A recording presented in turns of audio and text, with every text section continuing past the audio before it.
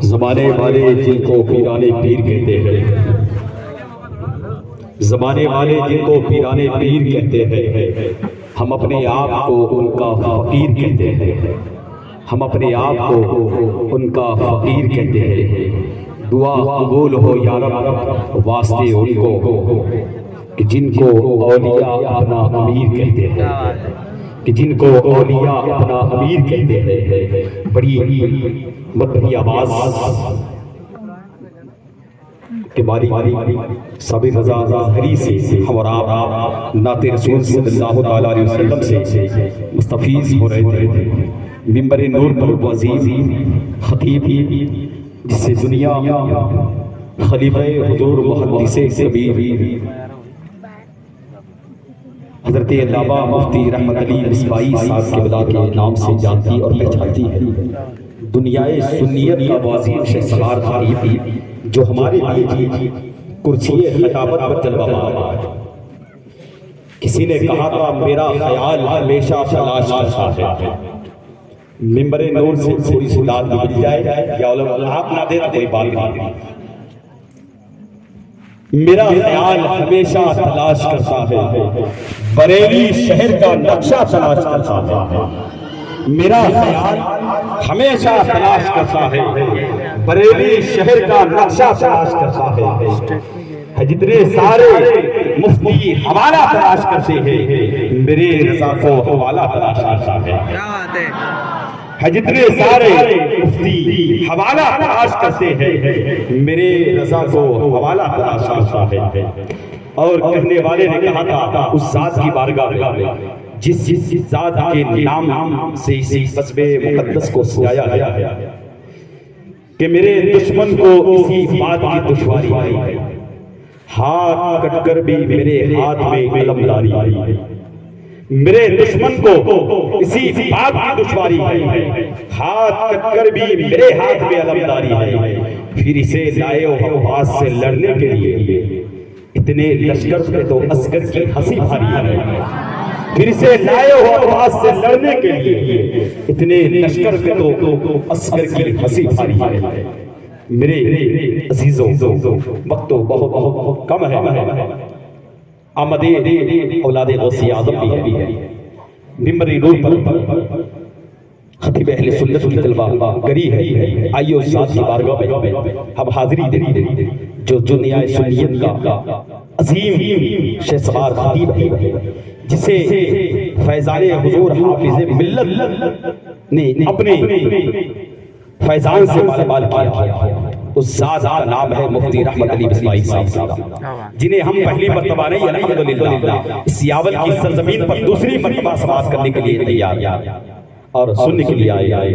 اس ذات کو ہم ہی کیا، بڑے بڑے خطبہ، بڑے بڑے ادیب، بڑے بڑے خطیب سماعت کرتے ہیں، اس ذات کو ہم اور آپ بھی سماعت کریں گے۔ تیار ہے آپ؟ جتنے لوگ تیار ہیں وہ سب مل کر کریں یا غوثیہ پیچھے والے بھی گئے یا غوثیہ۔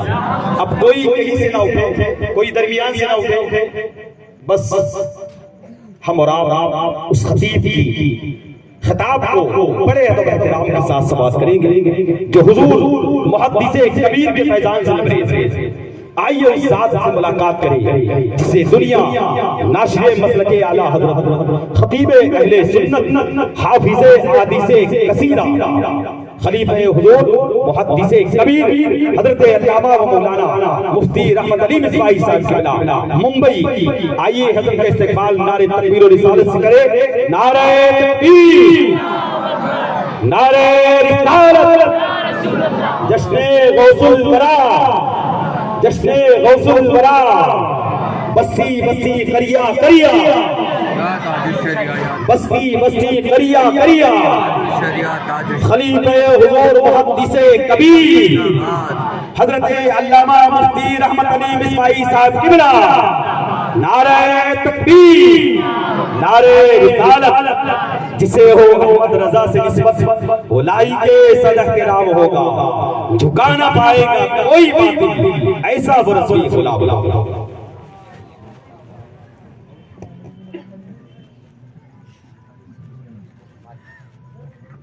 ارے گھما کے آ کے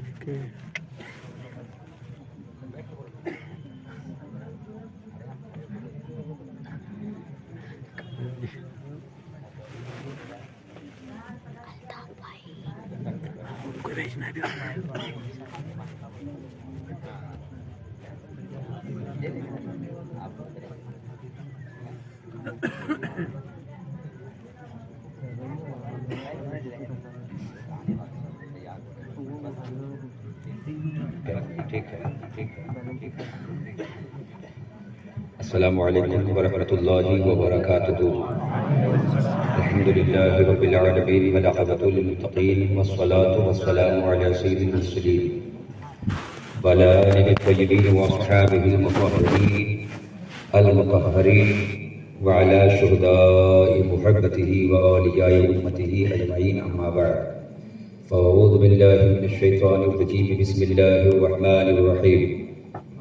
ان اولیاؤہ الا المتقون. صدق اللہ العلی العظیم وصدق رسولہ النبی الامین المتین الکریم ونحن علی ذلک لمن الشاہدین والشاکرین والحمد للہ رب العالمین. سب سے پہلے اپنی اور ساری کائنات کے مرکزی عقیدت سرور عالم نور مجسم صلی اللہ علیہ وسلم کی بارگاہ میں درود شریف کا ہدیہ پیش کریں. اللہم صلی علی سیدنا شفیعنا حبیبنا بارک وسلم صلاۃ و سلام علیک یا رسول اللہ صلی اللہ تعالی علیہ وآلہ وسلم. اللہ رب محمد صلی اللہ علیہ وسلم نحن عباد محمد صلی اللہ علیہ وسلم. جیلانی سرکار کے دورے خاندیش میں بارہا ہوا کرتے ہیں. شاید ہی کوئی ایسا مہینہ ہو کہ جس مہینے میں خاندیش کے علاقوں میں سے کسی علاقہ میں آپ کی تشریف آوری نہ ہو. گاہے بگاہے وہ تشریف لاتے رہتے ہیں. اس کے باوجود چاہنے والوں اور عقیدت مندوں کا جمع غفیر کبھی بھی کم نہیں ہوتا. بار بار ان کی زیارت ہوتی ہے، لیکن آپ حضرات اسی طرح سے اپنی محبتوں اور عقیدتوں کا ثبوت دیتے ہیں کہ ہم جیلانی سرکار سے بے شمار بے حساب محبت کرتے ہیں. اور یہ بھی آپ مان ہی لیجئے کہ جتنی آپ محبت کرتے ہیں اس سے کہیں زیادہ جیلانی سرکار آپ حضرات سے محبت فرماتے ہیں. کل ہی جیلانی سرکار کے ساتھ میں ہماری واپسی ہوئی چھتیس گڑھ اور کرناٹک کے دورے سے. جہاں جہاں بھی تشریف لے جاتے ہیں وہ آپ حضرات کے تذکرے کسی نہ کسی بہانے سے ضرور کر دیتے ہیں. اگر لوگ زیادہ پریشان کریں، اور وہاں کا بھی ایک عجیب انداز ہے کرناٹکا میں کہ پروگرام کے بعد میں خاص مہمان کو کار میں بٹھا کر شہر سے بہت دور لے جاتے ہیں تاکہ سامعین حضرات جو بائک والے ہیں وہ پیچھا نہ کر سکیں. اور جب لگتا ہے کہ اب دو چار بائک کے علاوہ کچھ بھی نہیں ہے تو پھر شہر میں لے کے آتے ہیں. پہلے سب کو بھگا دیتے ہیں، پھر قیام گاہ میں لے کے آتے ہیں.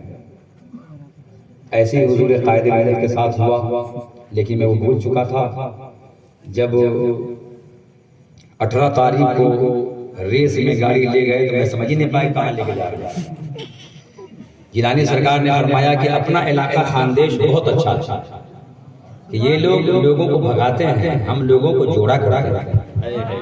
یہ طریقہ غلط ہے. لوگ باہر سے آتے ہیں، چھوٹی چھوٹی بستی سے آتے ہیں، بہت ارمان لے کر آتے ہیں کہ دیدار کریں گے، دعائیں کروائیں گے، لیکن یہ پروگرام والے قیدی بنا کر لے کے اڑ جاتے ہیں.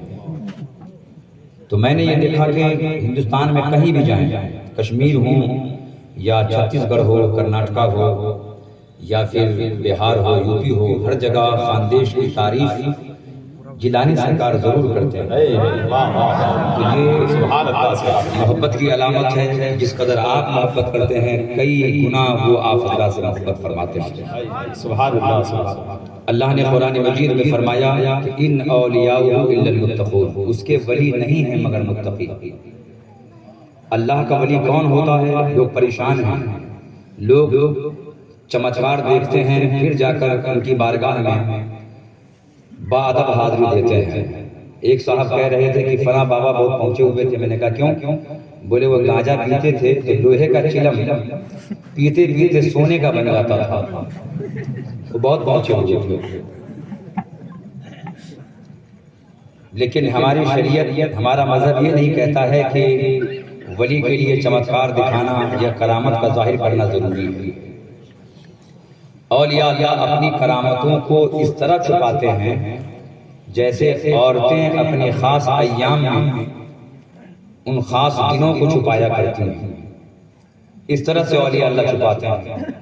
تو جو آدمی لائق نہ ہو لیکن اپنی عظمت کو، اپنی شوکت کو، جھوٹی عزت کو بیان کرے کہ میں وہ ہوں، میں یہ ہوں، تو سمجھ جاؤ کہ اس کے پاس کچھ بھی نہیں ہے۔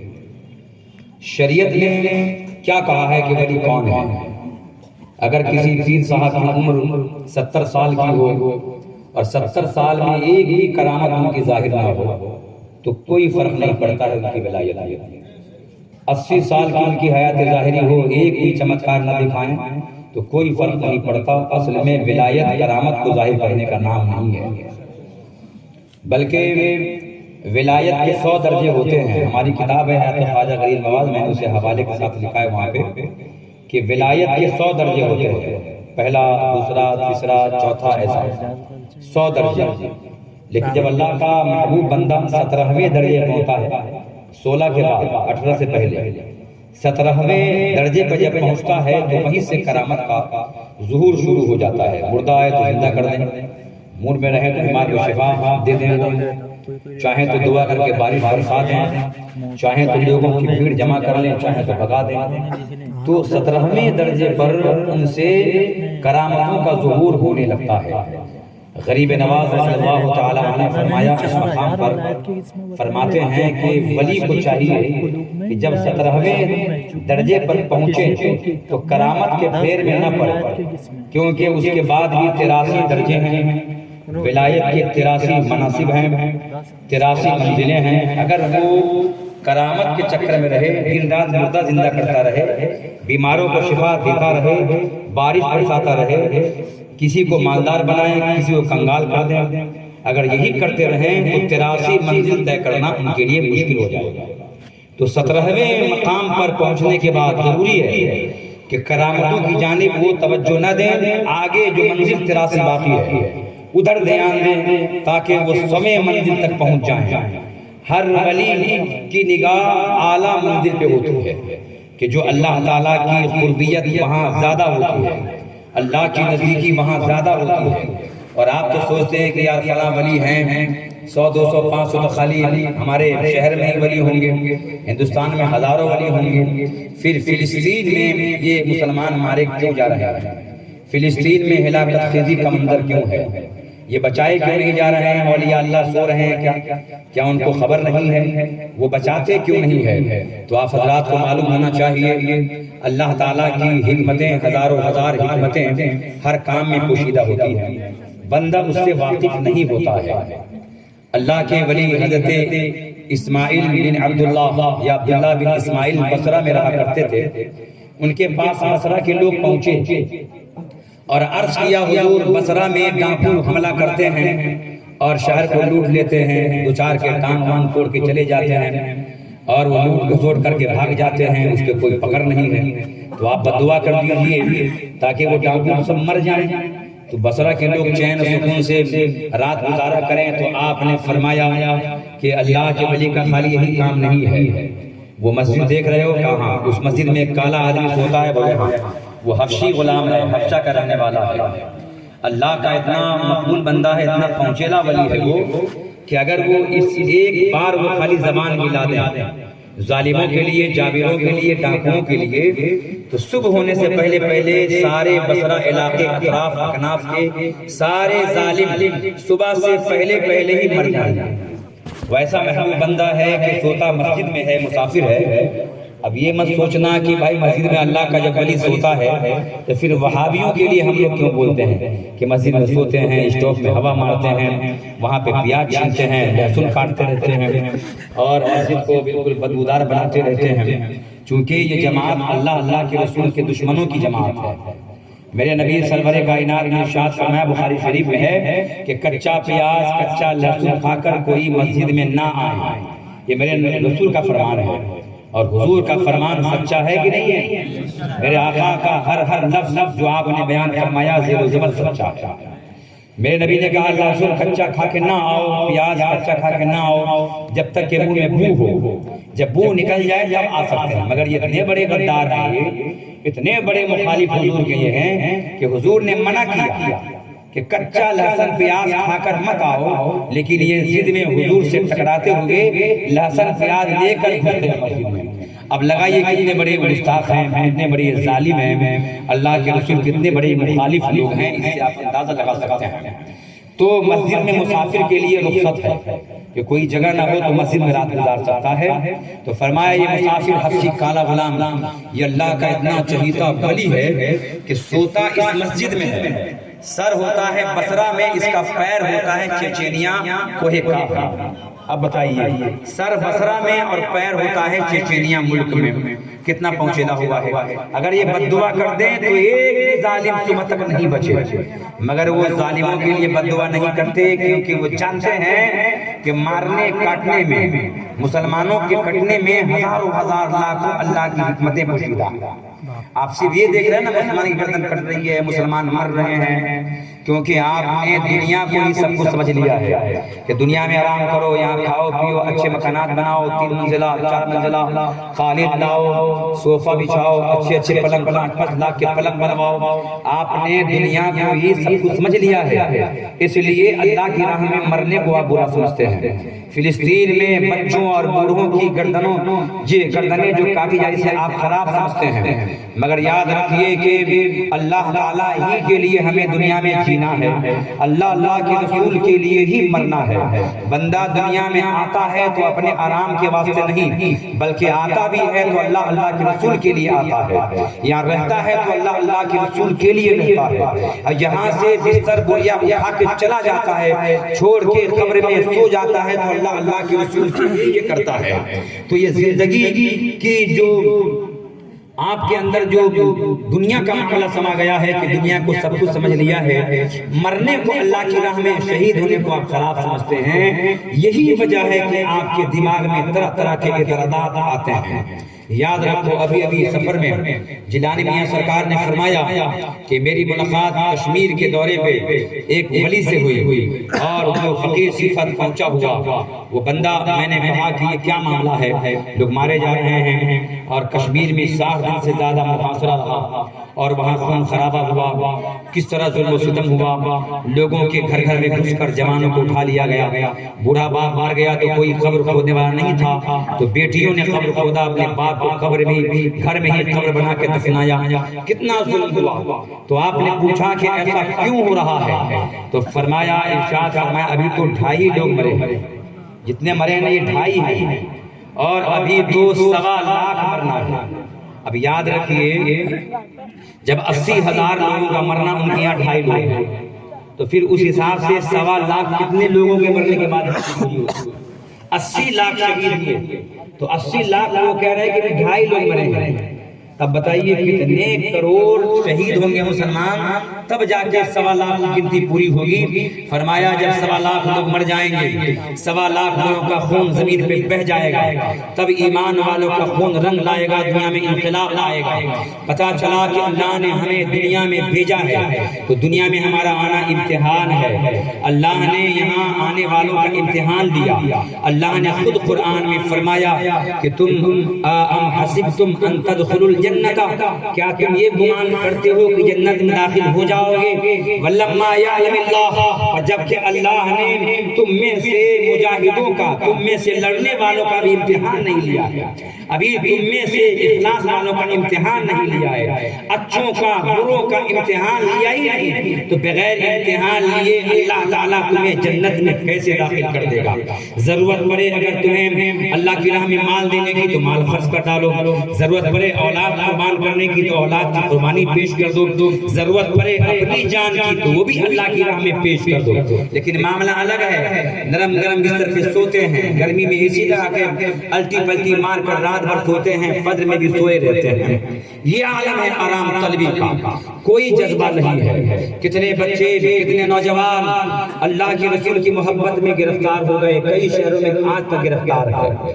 اس رمضان شریف سے پہلے پچھلے رمضان شریف میں ہبلی کرناٹکا، ہبلی ایک شہر ہے کرناٹکا، علماء جانتے ہوں گے، رمضان شریف میں تراویح کی نماز کے بعد گستاخوں کے خلاف احتجاج ہوا۔ لوگ مسجد سے نکلے کہ ٹھنڈے موسم میں تراویح کی نماز کے بعد میں احتجاج کریں گے، دشمنوں کو دکھائیں گے، تو کفار و مشرکین نے پلان بنا کر پورے شہر کی لائٹ کاٹ دیا اور کچھ دیر تک تو روشنی میں چلتے رہے، سب کی فوٹو کھینچ گئی سی سی کیمرے سے۔ اب پورے شہر کی لائٹ کاٹ دی گئی، پھر اس کے بعد میں مندروں پہ اور پولیس کے چوکیوں پہ، تھانوں پہ خود ہی لوگوں نے پتھراؤ کیا، کانچ توڑا، پتھر توڑا اور مسلمانوں کا نام لگایا، اور 150 بچے ہبلی شہر میں پچھلے رمضان شریف میں گرفتار کیے گئے۔ ایک کی ضمانت آج تک نہیں ہوئی، ایک کو بھی چھٹی نہ ملی۔ کتنے کے باپ جو ہے غم کے مارے شہید ہو گئے بیٹے کی یاد میں، کتنے کی مائیں انتقال کر گئیں۔ وہ نوجوان جن کی شادی کو 3 مہینے 6 مہینے ہوئے تو ان کی بیویاں طلاق لے لی، وکیل کر کے طلاق حاصل کر لی کہ وہ جیل میں گئے، اب سڑے گا تو کائے اپنی زندگی برباد کرے۔ مگر مسلمانوں میں جذبہ نہیں ہے، جلسے میں لاکھوں خرچ کرتے ہیں، پیر صاحبان حضرات آتے ہیں تو طے ہوتا ہے، ان کے ذمہ دار لوگ طے کرتے ہیں فلاں فلائٹ سے آئیں گے، فلاں ہوٹل میں ٹھہریں گے۔ ہمارے پیر صاحب مکان میں نہیں ٹھہرتے ہیں، ہمارے پیر صاحب تو 3 اسٹار ہوٹل میں ٹھہرتے ہیں، اور ایک کمرے سے کام نہیں ہوگا، ان کے ساتھ فلاں بھی رہیں گے، فلاں بھی رہیں گے، 4 کمرے کا اہتمام کرو۔ ایک رات کا کرایہ 15,000 20,000 ہو جاتا ہے۔ پیر صاحب کے نذرانے 35,000 40,000 ہوتے ہیں، ان کے ساتھ ان کے خدام آتے ہیں، 5-5 ہزار کے نذرانے ہوتے ہیں۔ کوئی شاعر لے کر آتے ہیں، کوئی مفرر لے کر آتے ہیں، ایک ایک پیر پر 1 لاکھ خرچ ہوتا ہے۔ مگر یاد رکھو نعرے بہت لگا لیا آپ نے جذبات کا بہت اظہار کر دیا۔ کیا آپ کو ان بچوں کی یاد نہیں آتی ہے جن کو 1.5 سال ہو گئے جیل میں گئے ہوئے؟ 150 کی تعداد ہے، کتنے کے باپ انتقال کر گئے، کتنے نوجوان جیل کے اندر شہید ہو گئے غم کے مارے۔ انہوں نے سوچا ہی نہیں تھا کہ ایسا پلان ہوگا، جیل میں ڈال دیا جائے گا۔ جب آتے ہوئے کرناٹکا کے پروگرام کے بعد جب ہبلی ایئرپورٹ پر آئے تو ایک بچہ جس کی عمر 15 سال کی تھی وہ نعت پڑھنے کے لیے ہمارے ساتھ میں تھا۔ جب وہ بتانے لگا تو بتاتے بتاتے رونے لگا۔ میں بھی اپنے آنسوؤں پہ کنٹرول نہ کر سکا، جیلانی سرکار کی آواز ہی بند ہو گئی، تک بات پر دیکھنے لگے کہ کیا ماجرا ہے، بتائیے ہماری قوم کا سرمایہ کہاں خرچ ہو رہا ہے۔ جلسے کیجیے، ہم نہیں کرے منع، ہم آپ جلسہ نہ کیجیے، آپ کیجیے۔ اگر آپ یاول کے اندر 10 کیا کرتے تھے، 12 کیا تو آپ 14 کر لیجیے سال میں، لیکن خرچے پہ کنٹرول کیجیے۔ دیکھیے جیلانی میں سرکار آپ کے شہر میں آتے ہیں، کبھی بھی ان کے ماننے والے نے آپ سے کہا کہ جیلانی میں سرکار کے لیے کس طرح کا لفافہ بنانا؟ بولیے آپ سب لوگ سنیں، آپ گواہی دے سکتے۔ کبھی کسی نے کہا کہ ان کا لفافہ 25,000 کرنا، ان کے ساتھ وہ خطیب آیا ہے ان کا 11,000 کرنا؟ بالکل نہیں۔ جو آپ دیتے ہیں لے کر چل دیتے ہیں، جو آپ پیش کرتے ہیں بخش قبول کر لیتے ہیں۔ مگر یہ بھی غلط ہے کہ آپ ایک پیر کے اوپر 60,000 خرچ کرتے ہیں، کسی پیر پر 70,000 خرچ کرتے ہیں، لیکن جو پیر آپ کے لیے سوچتا ہے، آپ کے لیے خیر خواہی کرتا ہے، ان کو 2-4 ہزار دے کر ڈکار دیا کرتے۔ یہ کیسی ناانصافی ہے، یہ کیسا آپ کا طرز عمل ہے؟ اگر آپ کو دین کا کام کروانا ہے تو خرچے میں کمی کیجیے۔ اور بھی ضروریات ہیں جو ہمارے بھائی قید و بند کی زندگی گزار رہے ہیں، آپ ان کے لیے بھی سوچیے۔ جب میں بمبئی میں آیا، شیوائی نگر میں میں رہتا ہوں، میرے پاس بچے کل کی رات میں جمع ہوئے تو انہوں نے کہا کہ حضور جیلانی میں سرکار کی تاریخ 28 اکتوبر کی مل گئی ہے۔ تو میں نے کہا کہ بچوں پروگرام کرو، ضرور کرو، کوئی شاعر نہیں لانا، کوئی مفرر مت لانا، خالی جیلانی میں سرکار رہیں گے، میں یوں ہی تقریر کر دوں گا اور تم لوگ لوگ 1 لاکھ روپیہ ایکسٹرا جمع کرو، یہ 1 لاکھ روپیہ جیلانی سرکار کی بارگاہ میں پیش کریں گے اور وہ بھی کچھ تعاون کروائیں گے، اور ہبلی کے وہ نوجوان جو قید میں ہیں ان کے لیے پیسہ بھیجیں گے، ان کے لیے روانہ کریں گے۔ ان کی مائیں طرف رہی ہیں، وہ بچہ رو رو کر کے یہ کہہ رہا تھا کہ 150 لوگوں میں کچھ ایسے لوگ بھی ہیں جن کا ایک لوتا بیٹا ہے، وہی جو کمائی کرتا تھا تو ان کے ماں باپ کھاتے تھے، ان کی جوان بہنیں کی شادی کی لائق تھی، وہ پڑھا کرتی تھی، آج وہ قید میں ہیں، ان کے گھر میں 1 کلو آٹا نہیں ہوتا ہے کہ گھر میں روٹیاں بن جائیں، ان کے گھر میں چاول نہیں ہے کہ چاول پک جائیں، مگر ہم مسلمان ایسے نعرے لگاتے ہیں، صرف جو ہے شور مچاتے ہیں۔ عمل کے میدان میں کتنے نکمے ہیں آپ حضرات بخوبی جانتے ہیں، عمل کے میدان میں کتنے کورے ہیں یہ آپ بھی جانتے ہیں۔ ہم سے زیادہ ہر آدمی اپنا اپنا محاسبہ کر سکتا ہے، کتنے کام کے آپ ہیں، کتنے کام کے ہم ہیں۔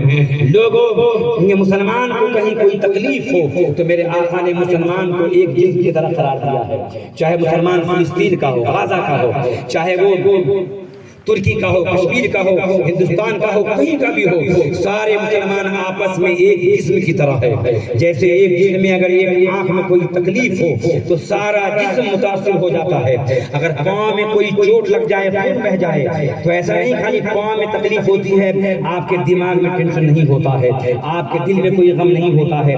جسم کے کسی بھی عضو میں کوئی تکلیف ہو جائے تو سارے جسم کو تکلیف کا احساس ہوتا ہے۔ تو میرے سرکار مدینے کے تاجدار نے تمام ایمان والوں کو، سارے سنیوں کو میرے آقا نے ایک جسم کی طرح قرار دیا ہے۔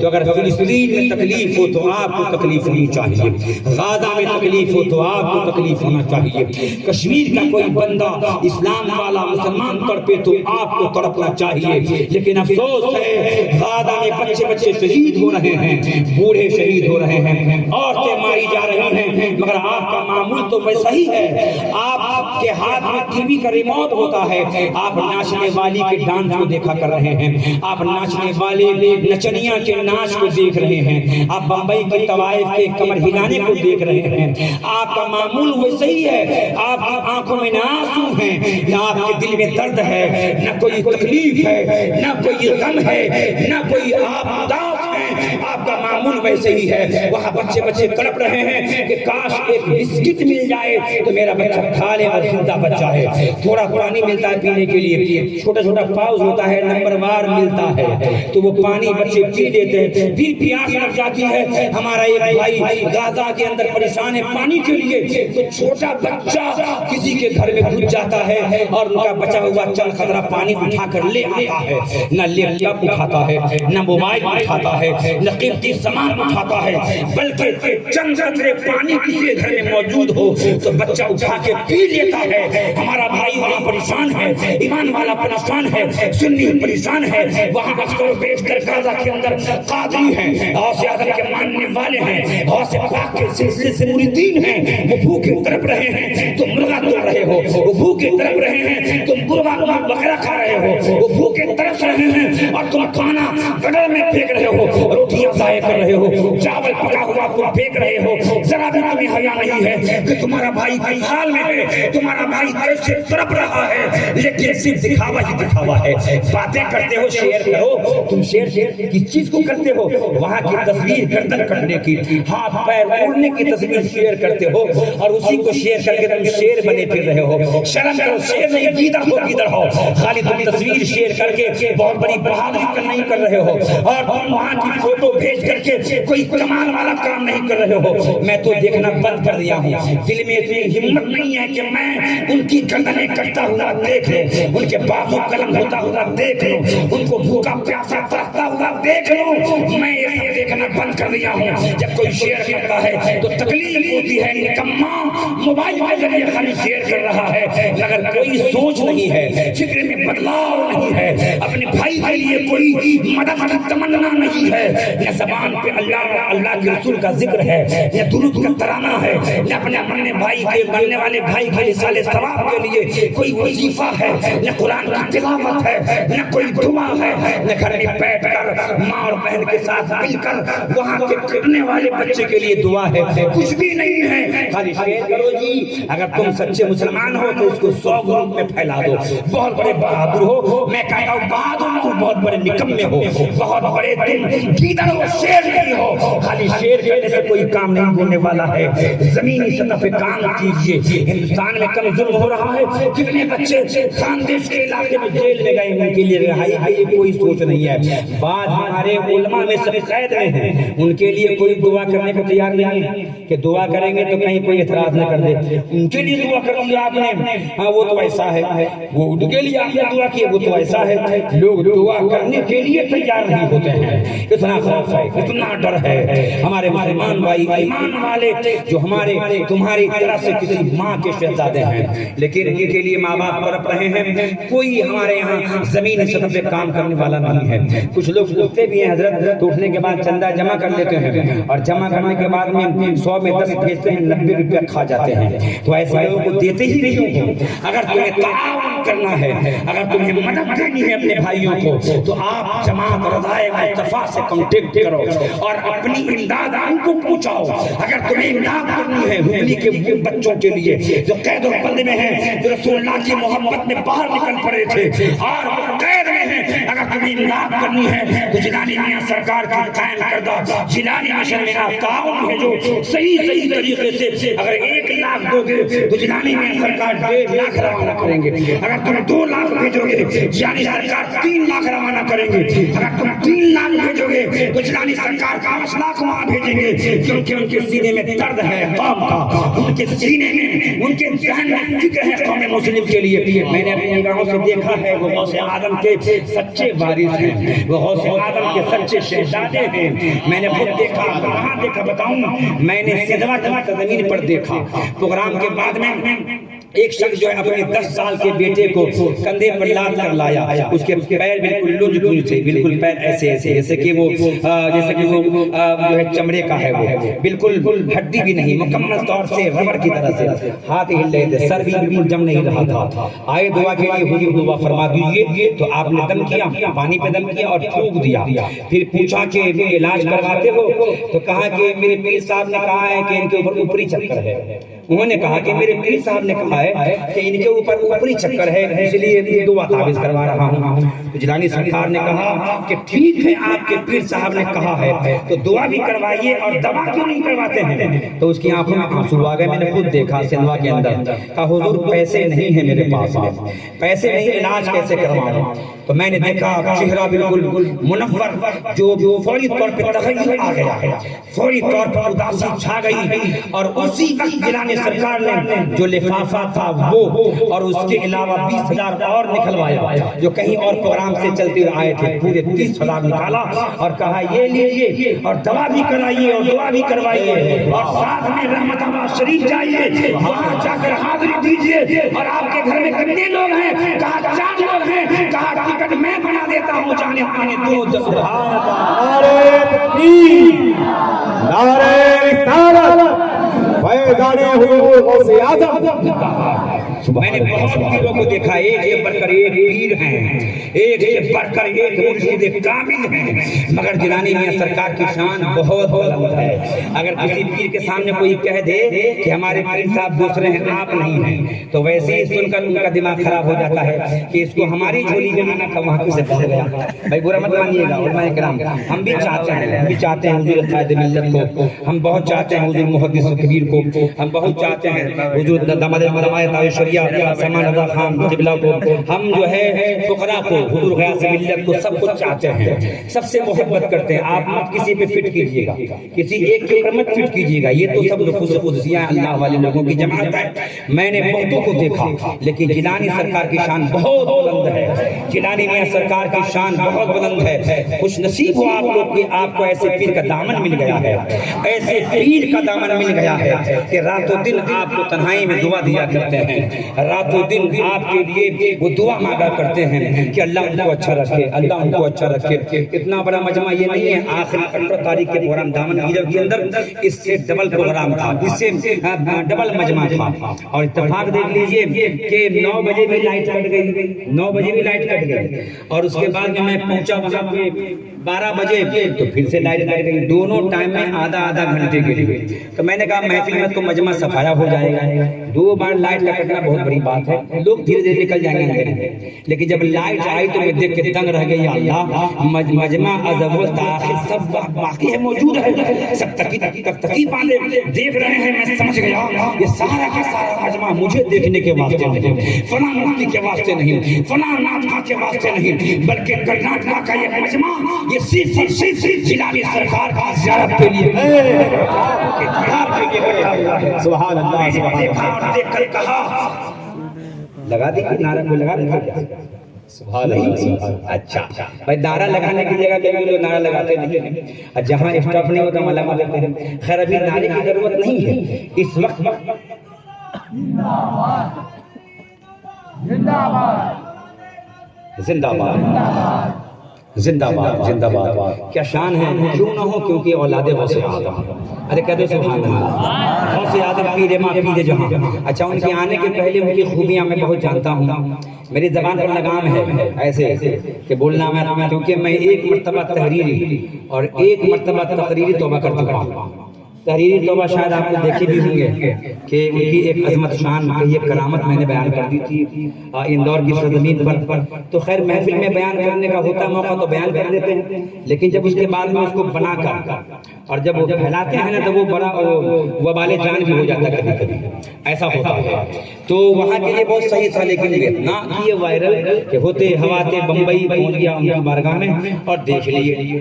تو اس دن کا ایسا حال تھا، لوگ کہتے ہیں، میں نے خود دیکھا ہے، ہمارے جماعت میں کچھ بزرگ ایسے بھی ہیں کہ ان کی موجودگی میں تعریف کو تو بہت خوش ہوتے ہیں۔ بھائی ہر ایک پھول میں خوشبو الگ الگ ہوتی ہے، کسی کا طریقہ ہوتا ہے کہ کہو ٹھیک ہے ٹھیک ہے ٹھیک ہے ٹھیک ہے، خوش ہوتے ہیں۔ اب بعض وہ ہوتے ہیں جو بہت زیادہ ٹینشن میں آتے ہیں کہ میرے بارے میں کیوں بولتا ہے، یہ ہے کہ نہیں؟ الگ الگ طریقہ ہے بزرگوں کا، الگ الگ رنگ ہے، الگ الگ خوشبو ہے۔ جیلانی سرکار ان میں سے ہیں کہ ان کی تعریف کی جائے تو ناراض ہوتے ہیں، وہ خفا ہوتے ہیں، جبکہ ہم ان علماء میں سے ہیں، ان خدام میں سے ہیں، ہم ان جوتی اٹھانے والے لوگوں میں سے ہیں جو باتیں کرتے ہیں تو چن چن کر، جو حقیقت پر مبنی ہو۔ جھوٹی بات کیوں کریں گے جب سچی بات اتنی ہے کہ کتاب بن جائے، تو جھوٹی بات ہم کیوں بیان کریں؟ تو وہ انہوں نے سنا، دیکھا، اب انہوں نے رب موبائل پٹک دیا اور اتنے غمگین ہوئے کہ بمبئی میں ظہر کے بعد سے لے کر عشاء تک جتنے لوگ ملنے گئے، چاہے ناسک کے ہوں چاہے وہ پنویل کے ہوں، سب کو دھتکارتے چلا لینا، کوئی جگہ نہیں میرے پاس۔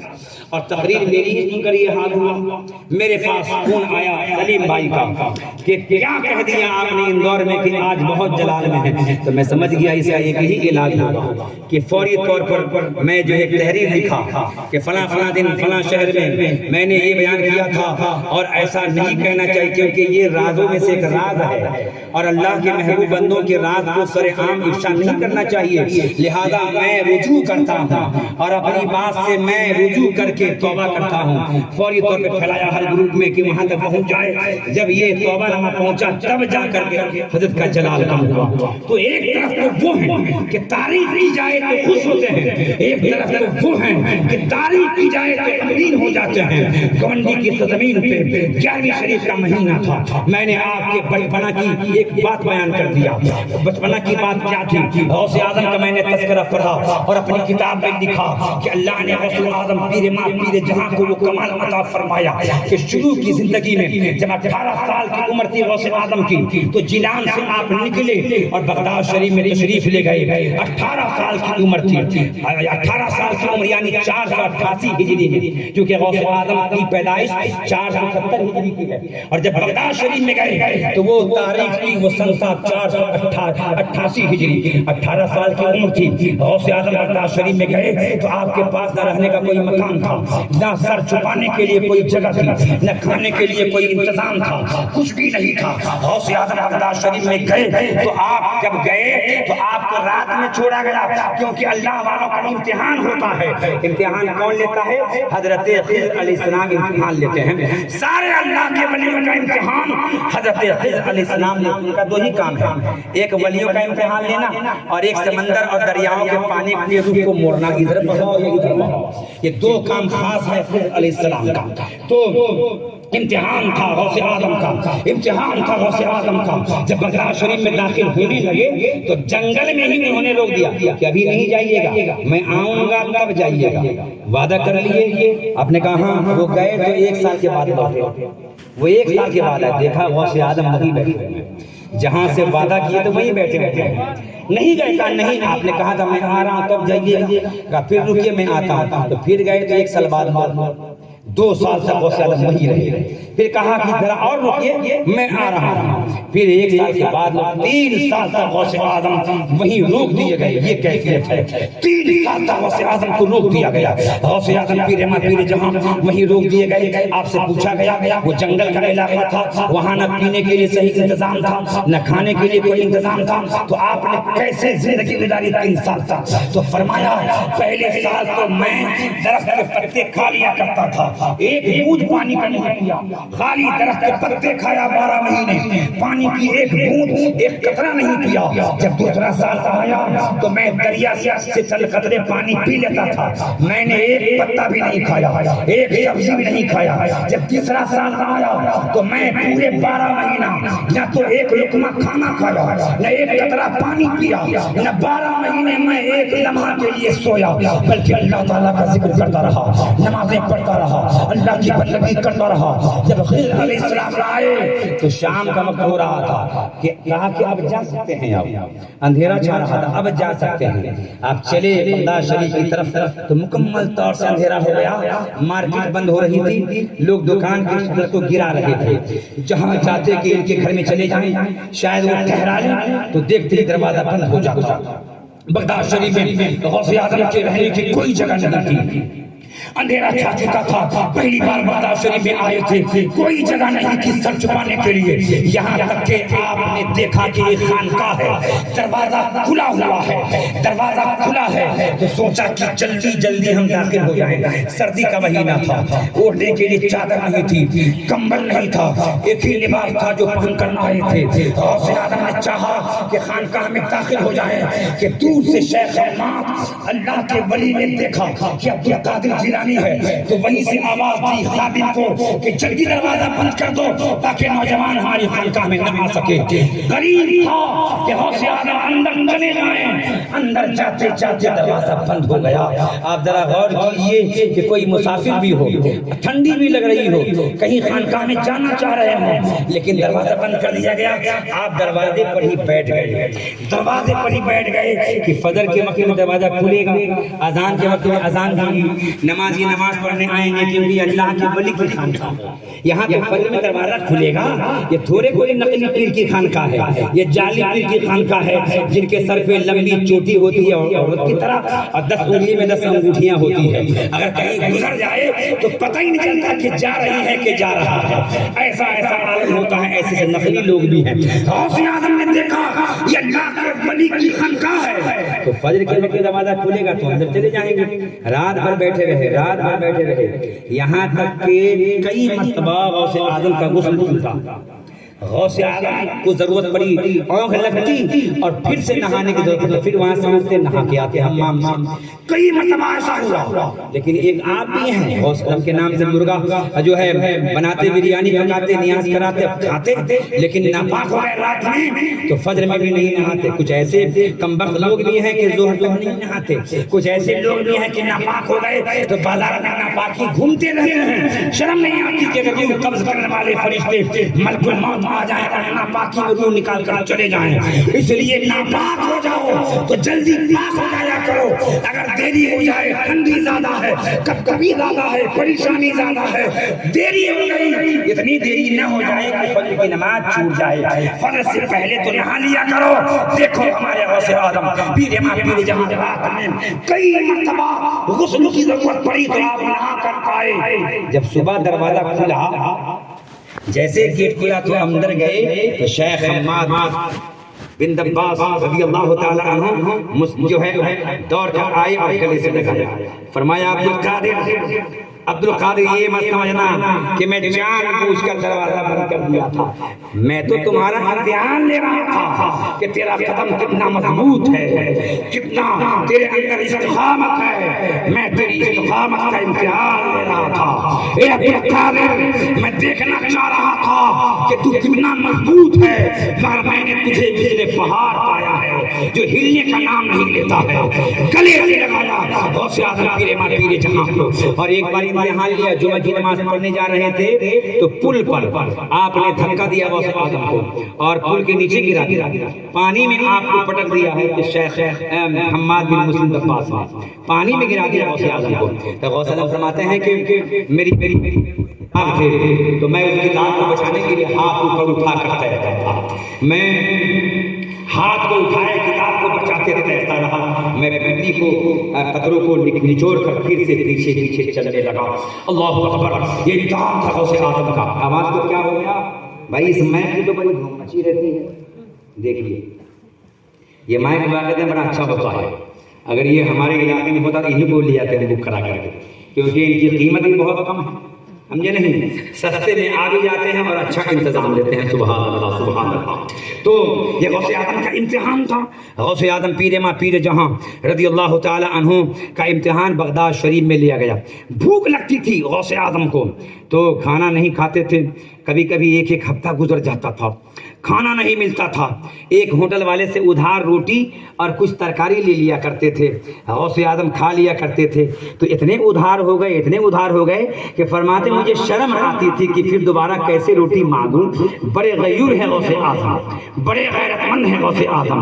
غلہ کٹنے کے موسم میں غوث اعظم کے بعد ساتھی گاؤں گاؤں جا کے غلہ مانگ لاتے تھے اپنے کھانے کے لیے، مگر ہمارا پیر، تمہارا پیر، پیروں کا پیر روشن ضمیر اتنا بڑا غیرت مند ہے کہ کبھی کسی دیہات میں جا کر غلہ نہیں مانگا، کیونکہ اللہ نے غوث اعظم کو سلطان دارین بنایا ہے، شہنشاہ دین و دنیا بنایا ہے۔ تو غوث اعظم فرماتے ہیں بھوک لگتی تھی، کھانا نہیں ملتا تھا، ہفتے گزر جاتے تھے، عالم یہ ہوتا تھا کہ بھوک کے مارے میں کبھی بے ہوش ہو جاتا تھا، اتنا بے ہوش ہوتا کہ بغداد والے مجھے مردہ سمجھ کر، میت سمجھ کر اٹھا کر لاتے تھے، میرے غسل کے لیے انتظام ہو جاتا تھا، غسل کے لیے تختہ لگا دیا جاتا تھا، نہلانے کے لیے پانی کے مٹکے بھر لیے جاتے تھے، بازار سے میرا کفن کٹ کر کے آ جاتا تھا، لیکن جب مجھے نہلانے کے لیے بھوک کے مارے بے ہوش ہوتا تھا، جب مجھے نہلانے کے لیے لوگ تختے پہ لٹاتے تھے اور جب مجھے پانی سے نہلانا چاہتے تھے تو اللہ تعالیٰ اپنی رحمت سے مجھے پھر سے ہوش میں لے آتا تھا، میں پھر سے ہوش میں آ جاتا تھا۔ اللہ اکبر، یہ غوث اعظم رضی اللہ تعالی عنہ کا امتحان تھا۔ جب امتحان ہوتا ہے تب تو بڑا درجہ ملتا ہے۔ کیا میرے غوث نے پہلے سے مرغا کھانا شروع کر دیا تھا؟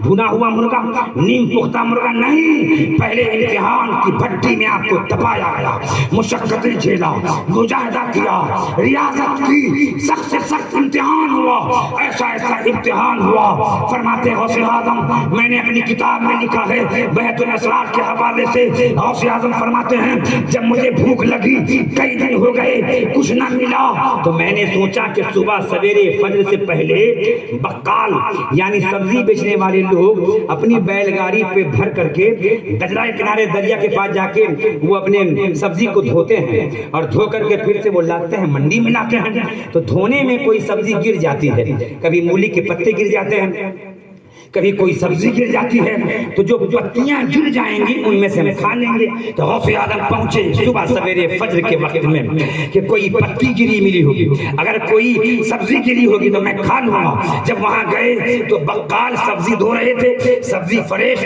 سبزی کو دھو کر کے رکھ رہے تھے، اور وہاں آپ نے دیکھا کہ 70 طلبہ، 70 فقراء اس انتظار میں بیٹھے ہیں کہ کوئی سبزی کی پتی گر جائے گی تو ہم کھا لیں گے۔ تو میرے غوث نے دیکھا کہ 70 تو پہلے سے بیٹھے ہوئے ہیں، میں جاؤں گا تو 71 ہو جائیں آئیں گے تو کہیں ایسا نہ ہو کہ 70 میں سے کسی کا حصہ نہ میں کھا جاؤں، کہ ان کا حصہ میرے ہاتھ میں آ جائے، تو دوسرے کا خیال کر کے لوٹ آئے، وہ ہے میرے غوث اعظم۔ اے غوث اعظم کے نام سے نیاز پکانے والوں، بریانی کھانے والوں، 11ویں کی دھوم مچانے والوں، تم بھی کبھی کسی دوسرے کا حق مت مارا کرو۔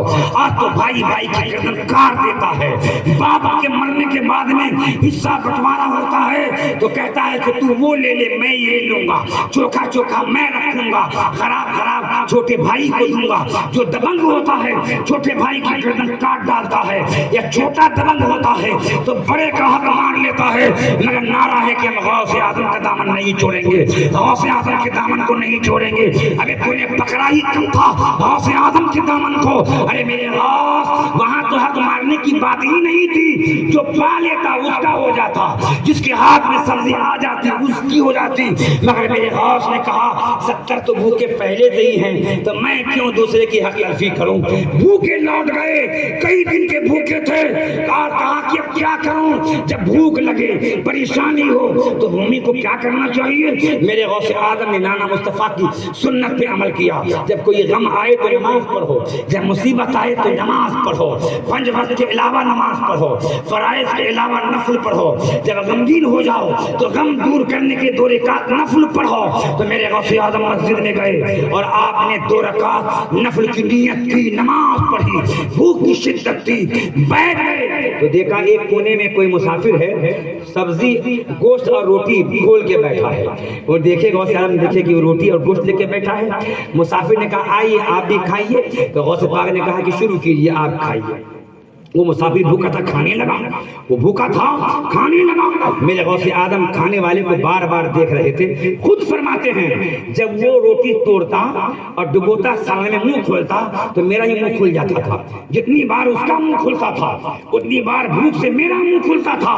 یاد رکھو اے غوث اعظم کے نام پر مرغے کی نیاز کرانے والوں، غوث اعظم ایسے ہی بلند و بالا نہیں ہو گئے، بلکہ ریاض کی بھٹی میں آپ کو تفایا گیا۔ کہتے ہیں جب جب وہ منہ کھولتا میرا منہ کھل جاتا تھا۔ تو مسافر نے دیکھا تو دیکھ کر کہا آئیے نا آپ بھی کھائیے نا۔ تو غوث پاک کہتے ہیں مجھ سے رہا نہیں گیا، میں شامل ہو گیا اور میں کھانے لگا۔ وہ مسافر سمجھ رہا تھا کہ میں میزبان ہوں اور یہ جو ہے مہمان ہے، میرا کھانا ہے۔ بات ہوتی رہی۔ غوث پاک نے پوچھا کہاں سے آئے ہو؟ تو کہا میرا گاؤں جیلان ہے، ایران سے آیا ہوں، میں جیلان سے آیا ہوں۔ کہا کیسے یہاں آئے؟ کہا کہ جب میں جیلان سے نکل رہا تھا تو یہاں پہ ایک نوجوان پڑھتا ہے، وہ اشراف کے خاندان سے سید ہے، نام عبد القادر ہے۔ تو جب میں وہاں سے نکل رہا تھا تو ان کی ماں نے سونے کا ایک ڈیلا دیا تھا کہ میرا بیٹا بغداد میں پڑھتا ہے، میرے بیٹے کو پہنچا دینا تاکہ میرا بیٹا اسی سے کھائے اور ہم ناشتہ کرے، اسی سے انتظام ہو، اچھی پڑھائی کرے۔ کہتے وہ مسافر کہہ رہا تھا میں نے بہت تلاش کیا بغداد شریف میں، کہیں پتہ نہیں پایا کہ عبد القادر کون ہے۔ جو میرا پیسہ تھا سب ختم ہو گیا، جو میں لے کے آیا تھا سب کھا گیا۔ تو آج جو میں کھانا کھا رہا ہوں اسی نوجوان سید کے سونے سے تھوڑا توڑ کر میں نے روٹی اور سالن خریدا تھا۔ جیسے ہی کہا تو غوث اعظم نے کہا وہ عبد القادر جن کی تلاش آپ کو وہ میں ہی ہوں، وہ میں عبد القادر ہوں۔ یہ سوچ کے مسافر دنگ رہ گیا کہ میں تو سوچ رہا تھا کہ میں میزبان یہ مہمان، اب تو معاملہ سیدھا ہو گیا، آپ میزبان ہیں، کھانا آپ کا ہے اور مہمان میں آپ کا ہوں۔ اور وہ سونا نکالا، کہا یہ لیجیے آپ کی ماں نے اتنا بڑا ڈھیلا دیا ہے سونے کا، ہم ہوتے یا آپ ہوتے یا حافظ بدر عالم ہوتے، مولانا پرویز ہوتے تو سوچتے کہ یار بڑی بھوک لگتی ہے، مہینوں مہینے کچھ ملتا نہیں ہے، اس کو رکھتے ہیں اسٹور کر لیتے ہیں، اس کے ٹکڑے بنا لیتے ہیں، کھائیں گے سالوں سال اور محتاجی نہیں رہے گی۔ مگر میرے غوث بہت بڑے سخی ہیں، میرے غوث اتنے بڑے سخی ہیں کہ خود سخی ہیں، ابن سخی ہیں، یہاں تک کہ پورا گھرانہ ہی سخی ہے۔ آپ نے سونے کے ڈھیلے کے 71 ٹکڑے کیے، کتنے کیے؟ 71 ٹکڑے کیے۔ پھر شہر بغداد سے نکلے اور دریا کے پاس گئے جہاں پہ 70 طلبہ موجود تھے، بھوک کے مارے تڑپ رہے تھے۔ کہا اے اللہ کے بندو آؤ آؤ، میری ماں نے میرے لیے سونا بھیجا ہے تو مجھے گوارا نہ ہوا کہ اکیلے کے واسطے رکھ لوں، میں نے 71 حصے لگایا ہے، تم سب کا ایک ایک حصہ ہے. غوث اعظم نے 70 کو ایک حصہ بانٹ دیا اور اپنا حصہ لے کر آئے. بغداد شہر میں پہنچے, ایک ہوٹل میں گئے اور پورے سونے کی روٹیاں لی, سبزیاں لی اور بازار میں اعلان کیا, اے بغداد والو, اگر کوئی بھوکا ہو تو آ جاؤ میرے ساتھ کھانا کھا لو, اگر کوئی مسافر ہو تو آ جاؤ میرے ساتھ کھانا کھا لو. میرے غوث نے اپنے حصے کو ایک ہی دن میں ختم کیا, کھایا اور غریبوں کو کھلا دیا. تبھی تو کہنے والے خوب کہتے ہیں, تبھی تو کہتے ہیں میرے آقا کے گھرانے والے کی عادت یہ ہوتی ہے بھوکے رہنا کے غریبوں کو کھلا دیتے ہیں. ایسے ہوتے ہیں محمد کے گھر.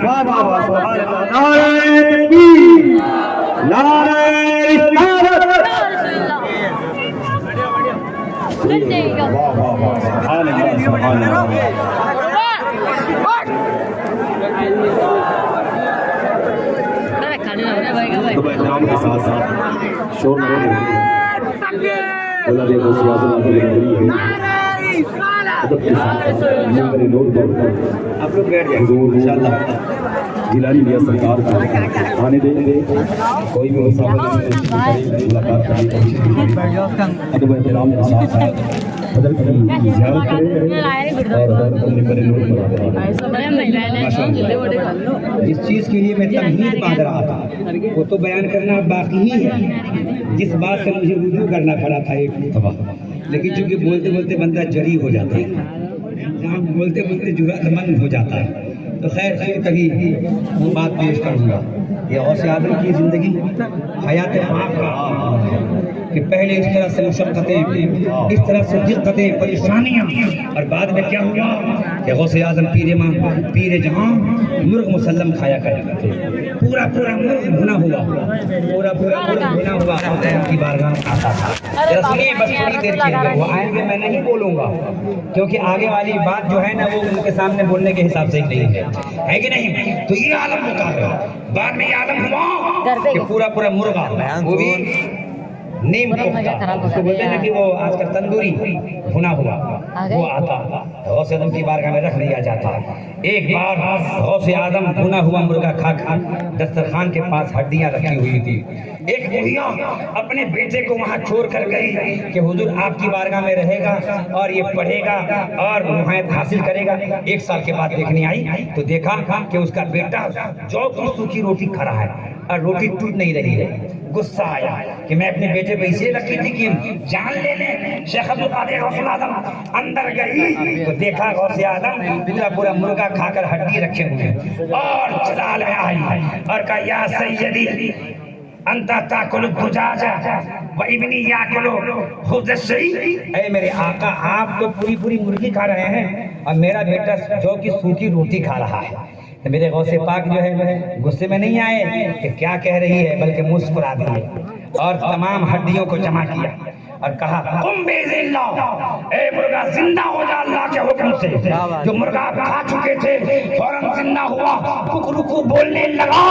فرمایا تو اپنے تیرا بیٹا جب اس مقام پہ پہنچ جائے گا جو چاہے گا کھائے گا, مرغا کھائے گا, کھا کر وہ زندہ کرنے کے لائق بن جائے گا, وہ جو چاہے کھائے گا.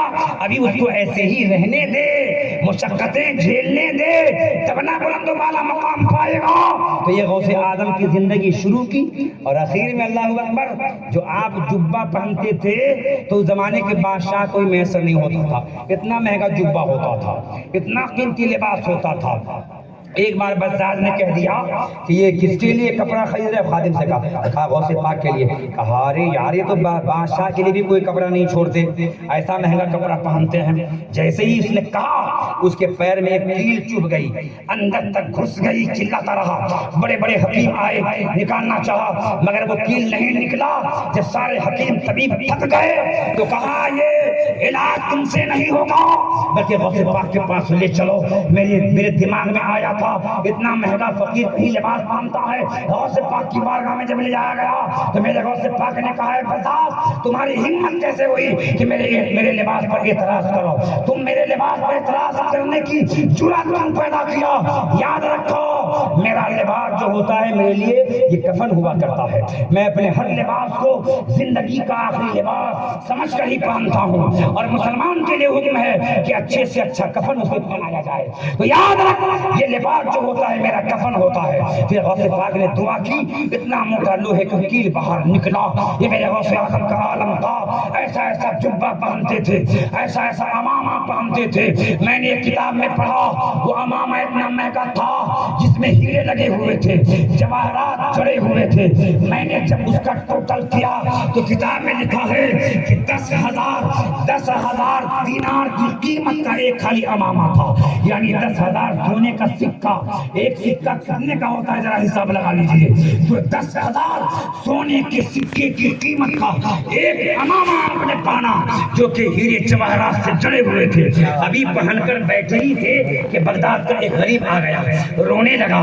عرض کیا حضور میری بیٹی کی شادی ہے, کچھ بھی نہیں ہے. تو میرے غوث اعظم نے امامہ اتارا, غریب کی گود میں ڈال دیا, کہا لے جاؤ بیچ کر بیٹی کی شادی کر لینا. میرا غوث تمہارا غوث دنیا میں رہتے تھے مگر دنیا ان کے دل کے اندر نہیں تھی. وہ دنیا میں اس لیے تھے کہ یہیں سے آخرت کی منزلیں طے کرنا ہے, یہیں سے منازل ملتے ہیں, یہیں سے بلندیاں ملتی ہے.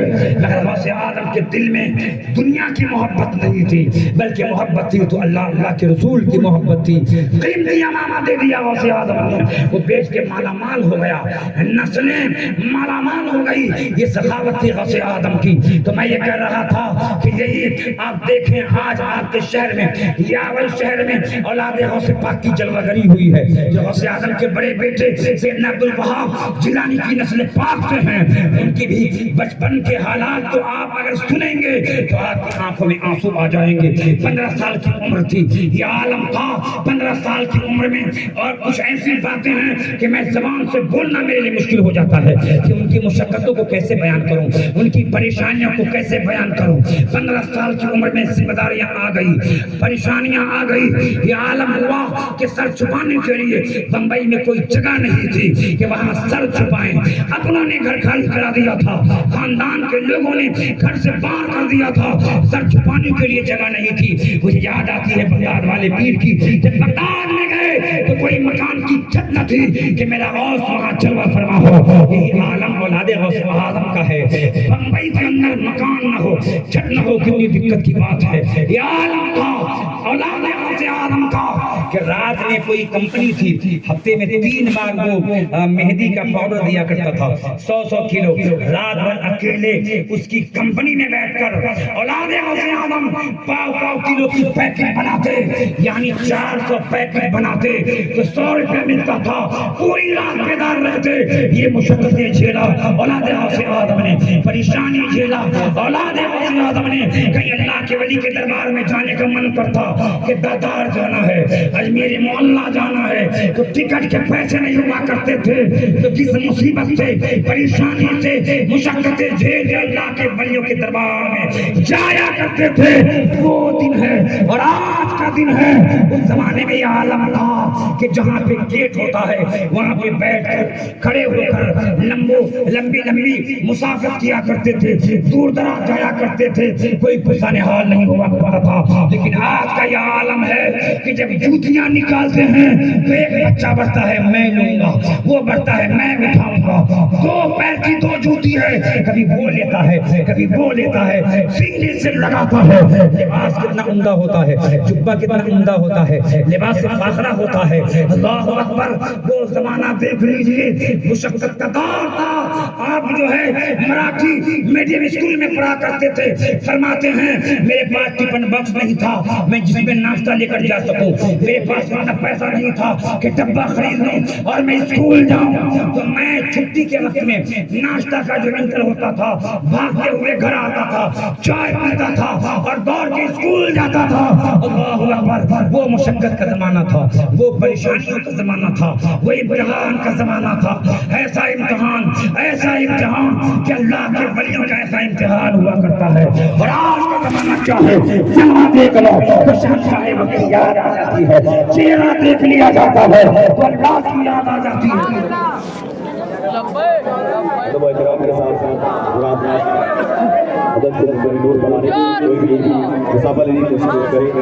نعرہ لگائیے, نعرے تکبیر, نعرے رسالت, اولاد حضور غوث اعظم نبی حضور سید شاہ کوکل حضور عبد القادر جیلانی میاں سردار خلیفہ حضور تاج الشریعہ خلیفہ حضور امیر شریعت نعرہ تکبیر نعرہ رسالت فیضان حضور غوث اعظم مسلک اعلیٰ حضرت ماشاءاللہ سبھی حضرات بیٹھ جائیں جب لوگ کھڑے ہو گئے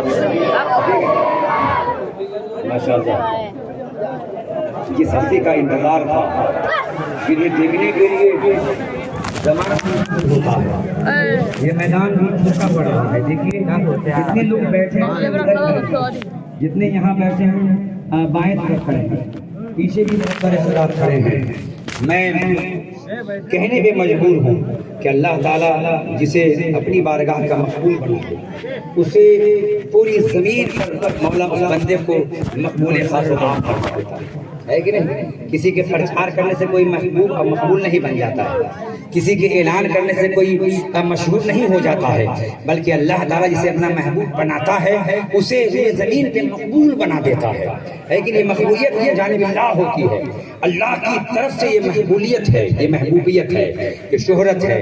تو مولا تعالیٰ آپ سبھی کو سلامت رکھے، آپ کی محبتوں کو سلامت رکھے، جتنی محبت آپ کرتے ہیں جنانی سرکار سے اس سے زیادہ محبت آپ سے آپ کے پیر و مرشد کیا کرتے ہیں، جنانی سرکار آپ سے محبت فرماتے ہیں۔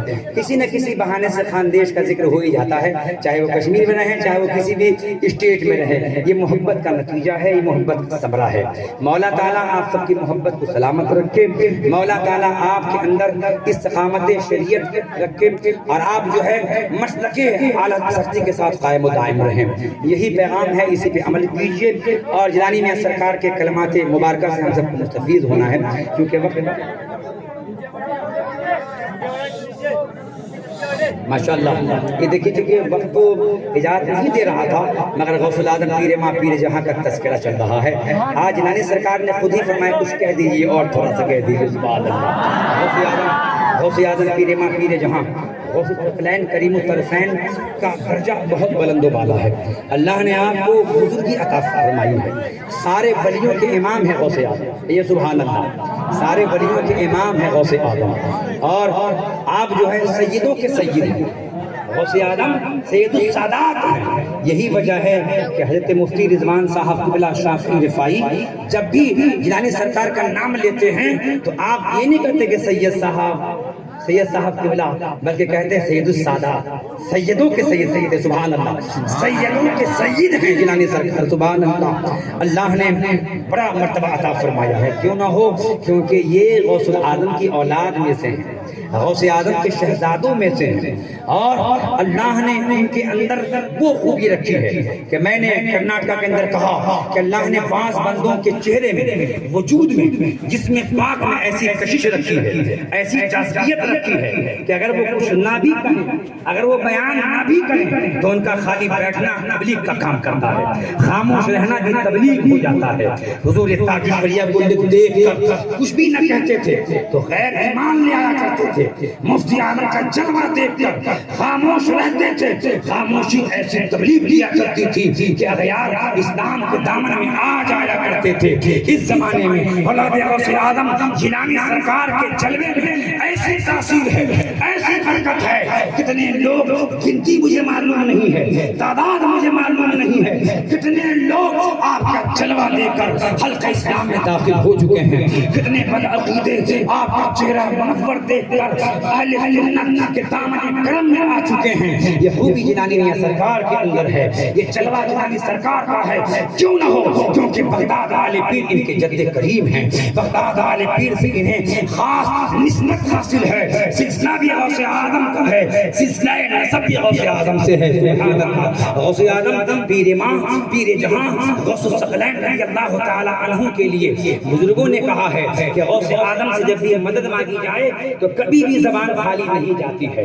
अगर कोई भी बंदा कहीं से पुकारे तो गौसे आदम सुना करते हैं, इमदाद किया करते हैं। जिलानी सरकार एक बार फरमा रहे थे कि हमारे खानदान में मशहूर है कि चुटकी बजाए तो आवाज आने में देर होती है, चुटकी बजाएं तो आवाज में थोड़ी देर लगती है, मगर मुसीबत सदा गौसे आदम का चाहने वाला उन्हें मुसीबत में याद करे तो चुटकी की आवाज से पहले बगदाद वाले पीर की इमदाद आ जाती है, पीर की मदद पहुंच जाती है। मगर लगाव भी आप मजबूत रखो, रिश्ता भी मजबूत रखो, खाली नारे लगाने के वास्ते नहीं, खाली बिरयानी तोड़ने के वास्ते नहीं। अब ये 11वीं का महीना चल गया है, जब बिरयानी पकाई जाती है तो खाने वाले लोग खा कर बोलते नमक बहुत पड़ गया, अरे क्या बनाया इसने, और से पाक का लंगर खाए और बाहर जाकर बोलते नमक ज्यादा था, मसाला कम था, तो उसने मुझे टांग दिया ही नहीं, उसने मुझे ये दिया ही नहीं, उसने मुझे वो नहीं दिया। इस तरह से गौसे आदम की नियाज खाने के बाद में आप जो है 100 तरह के उसमें ऐब लगा देते हैं। मगर बुजुर्गान दीन फरमाते हैं, मुफ्ती नानपाड़ा फरमाते हैं कि और खाना खाने से जिस्म में ताकत होती है। आप घर में रोटी खाओ, चावल खाओ, बिरयानी खाओ, आम खाना खाओ, जिस खाने को निस्बत बगदाद वाले से नहीं हो तो उस खाने से खाली जिस्म में ताकत होती है, मगर जिस खाने को निस्बत हो जाए बगदाद वाले पीर से, यानी वो नियाज का खाना हो जाए तो उसके खाने से जिस्म में भी ताकत होती है और रूह में भी ताजगी आती है, उससे जिस्मानी ताकत भी बढ़ती है, रूहानी ताकत में भी इजाफा होता है। दीवाने वाने गौसे आदम के मुरीदों, बिरयानी इस महीने में खूब खाएंगे, और हम तो कहते हैं बंद मत करना, बढ़ा देना ताकि जलने वालों के जलन में कुरन में इजाफा हो जाए। हम तो गौसे आदम की 11वीं करने वाले हैं, हम 11वीं बंद करा कर ये नहीं कहते कि 11वीं पकाओ गरीब बच्चियों की शादी करा दो, हाँ प्रोग्राम मत करवाओ, गरीब बच्चियों की शादी करवा दो। जब 11वीं शरीफ का महीना आता है, 12वीं शरीफ का महीना आता है तो कुछ सरफिरों को गरीब बच्चियां नजर आने लगती हैं। जब चांद निकलता है 12वीं शरीफ का तो झंडे क्यों, तोरण क्यों, सजावट क्यों, ये खर्चा क्यों, ये क्यों, ये सब बच जाता तो गरीब की शादी हो जाती, बेवा की इमदाद हो जाती। 11वीं का महीना आता है तो कुछ सरफिरे नौटंकी कहते हैं इतना खर्चा क्यों, लंगर क्यों, प्रोग्राम क्यों, ये हो जाता वो हो जाता, मगर ये सरफिरे भी मदद नहीं करते हैं। 11वीं करने वाले ही, 12वीं करने वाले ही, झंडा लगाने वाले ही, मिंबर लगाने वाले ही गरीबों की इमदाद करते हैं, गरीब बच्चों की शादी कराते हैं। यही लोग गरीबों की इमदाद करते हैं, बेवाओं की इमदाद करते हैं, यतीमों के सर पे हाथ रखते हैं, सरफिरे खाली एतराज करते रहते हैं। तो ऐ दीवानों, गौसे आदम की 11वीं खूब करना। मगर जो मैंने आपको ज़हन दिया है पहले कि जो हमारे भाई तो बंद में हैं और जिन पर जुल्म हो रहा है, उनकी इमदाद के वास्ते भी रास्ता निकालो। उनकी भी माँ है, उनके भी बाप हैं, उनके भी बच्चे हैं, वो कैदो बंद में तड़प रहे हैं, उनके माँ बाप भाई घर में तड़प रहे हैं, तो उनको निकालने के लिए कोई तरीका निकालो, कोई आप जो है कमेटी बनाओ, अपना कीमती सरमाया जमा करो ताकि हमारे भाई जो कैदो बंद में हैं गौसे आदम के करम से बाहर आ जाएं, कैद जिंदगी छुटकारा पाएं। गौसे आदम से मदद मांगा करो। मुल्ला अली कारी अलैहि रहमतुल बारी गौसे आदम की शान में एक किताब लिखते हैं, उसी में लिखते हैं कि गौसे आदम की शान ये है कि गौसे आदम ने इरशाद फरमाया, मन इस्तगासा बी फी कुर्बतिन कुशिबत अनहु व मन नादानी बिस्मी फी शिद्दतिन फुरियत अनहु व मन तवस्सला इलल्लाह तआला फी हय खुजियत। मेरे आका गौसे आदम फरमाते हैं, जो कोई रंजो गम में मुझसे फरियाद करे, जो कोई मुसीबत में मेरी बारगाह में फरियाद करे तो फरियाद करते ही उसके रंजो गम दूर कर दिए जाएंगे। और जो अल्लाह से दुआ मांगे और दुआ में मेरे नाम का वसीला पेश करे, दुआ मांगे अल्लाह से और कहे है मौला शेख कादिर जिलानी का वसीला है, तो फरमाते हैं गौसे आदम जो अल्लाह से दुआ करने में मेरे नाम का वसीला पेश करे تو اس کی دعا نہیں ہوگی بلکہ اللہ قبول فرمائے گا۔ اور غوث اعظم فرماتے ہیں جو کوئی مصیبت میں سختی میں میرا نام لے کر پکارے تو اس کی سختی دور کر دی جائے گی۔ اس لیے تو سنی جہاں بھی رہتا ہے یا غوث پکارتا رہتا ہے، ذرا بھی مصیبت آئے یا غوث پکارتا ہے، کیونکہ میرے غوث پاک نے سکھلایا ہے، فرمایا ہے سختی میں کوئی میرا نام کو پکارے تو اس کی سختی دور ہو جائے گی۔ غوث اعظم پیر ماں پیر جہاں کو اللہ نے خوب بلندیاں عطا فرمایا ہے، سارے ولیوں کے امام ہیں۔ غوث اعظم کے قدموں کے نیچے سارے اولیاء کی گردنیں ہیں۔ اعلان فرمایا کہ میرا قدم سارے ولیوں کی گردنوں پر ہے، تو شرق کے اولیاء جھک گئے، غرب کے اولیاء جھک گئے، شمال کے اولیاء جھک گئے، جنوب کے اولیاء جھک گئے۔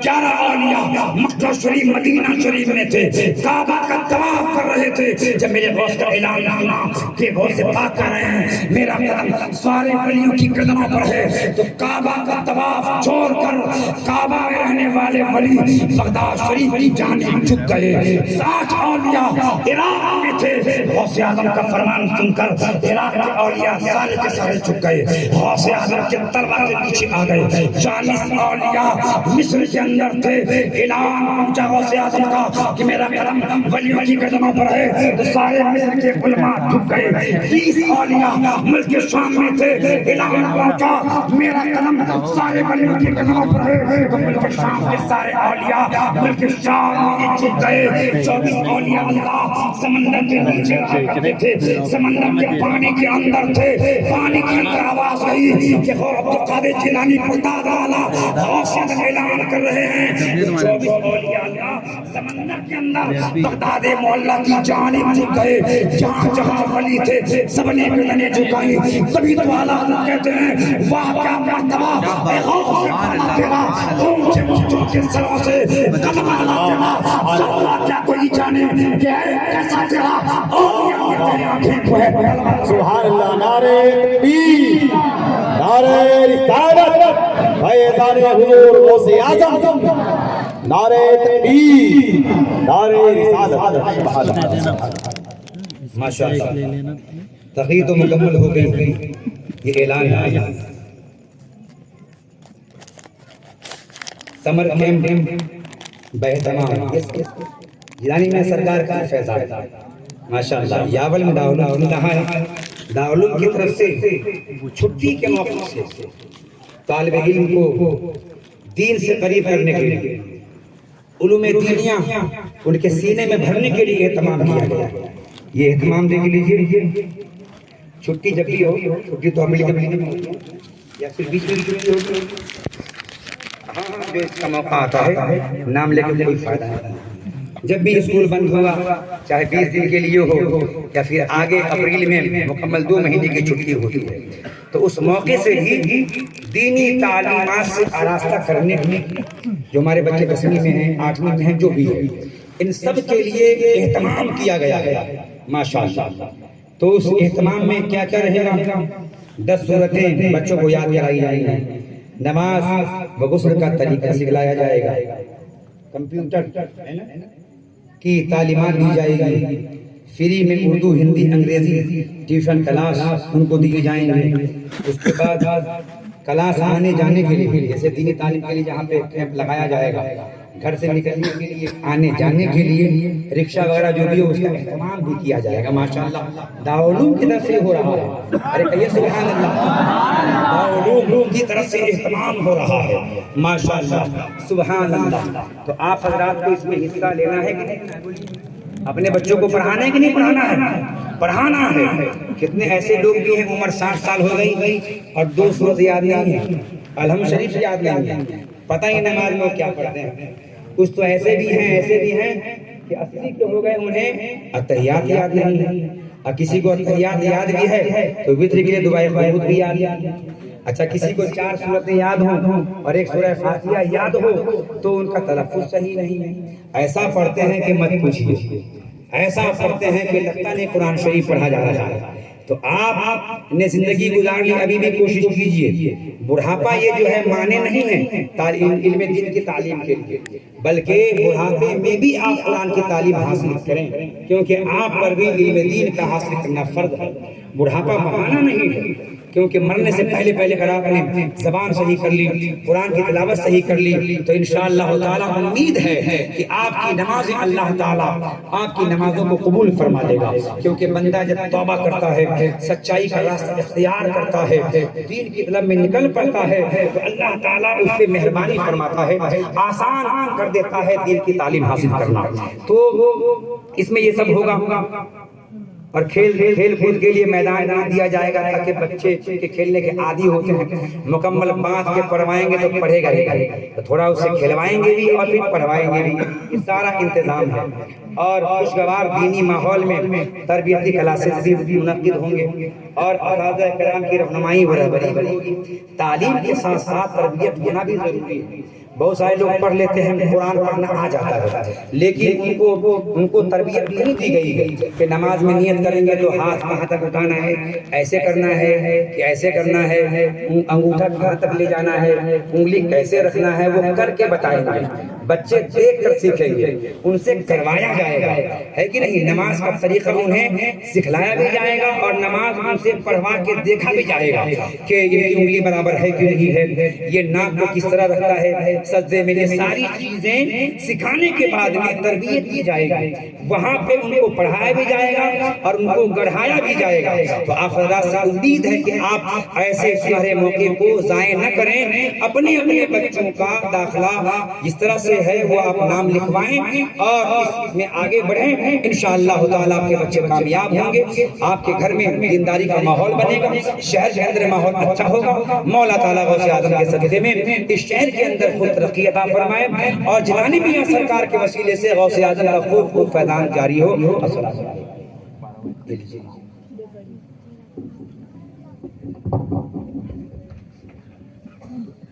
सुभान अल्लाह, सुभान अल्लाह।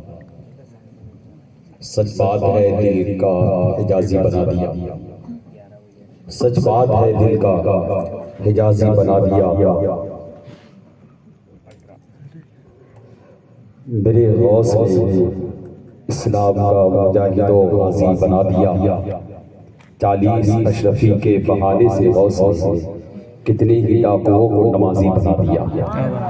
40 अशरफी के बहाने से गौस ने कितने ही डाकुओं को नमाजी बना दिया। हमारे आपके बीच बड़ी बाबरकत अजीम शख्सियत औलाद गौसे आज़म नबी रहे हुजूर शहंशाह कोकन की जलवागरी है। आइए दस्तूर अहले सुन्नत के मुताबिक बुलाया गया।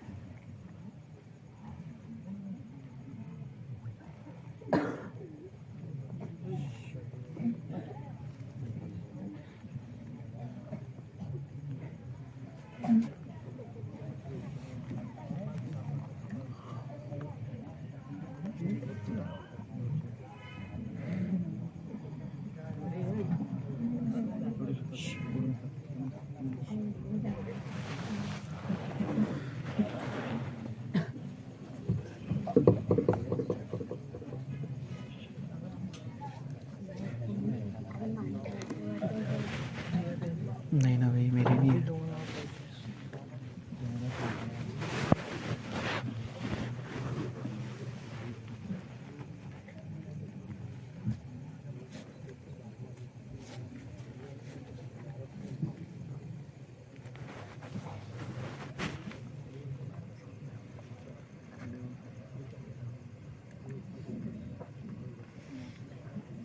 अस्सलामु अलैकुम व रहमतुल्लाहि व बरकातुहू।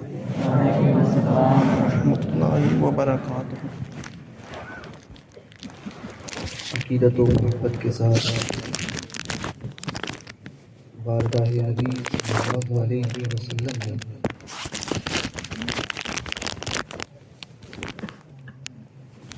درود پاک کا نذرانہ پیش فرمائیں. پڑھیں اللہم صلی اللہ مولانا سیدنا علی یا رسول اللہ صلی اللہ تعالی علیہ وسلم.